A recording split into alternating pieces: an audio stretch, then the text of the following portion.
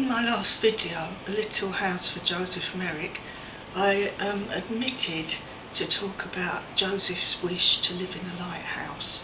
I think because primarily I was thinking about how the practicality of him wanting to live in a real house and being able to earn enough to own his own house and live in peace and quiet. All his life, Joseph had been an avid reader. Of course, it was his mother who encouraged him to read. Before he came to the hospital, he would read anything he could get his hands on, magazines, journals, newspapers, anything he could find. When he came to the hospital, he had the opportunity to read books, and many were given as gifts for him.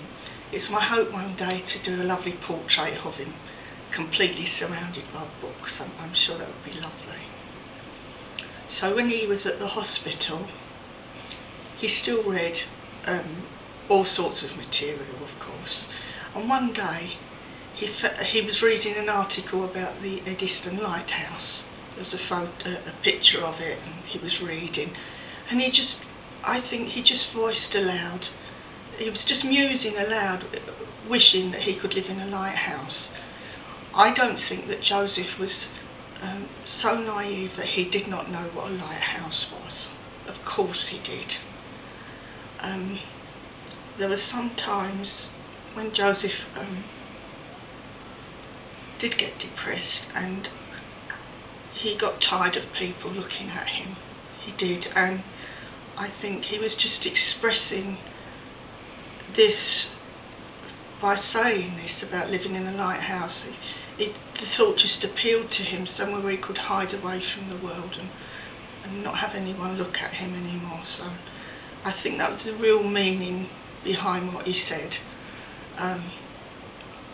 Of course now, the lighthouse has a deeper meaning. To many of us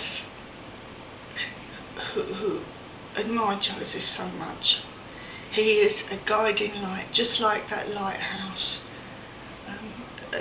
His spirit lives on like the light. So in this way, his thought of the lighthouse has become symbolic of Joseph himself, and what he means to so many people. So that's what he meant, I think.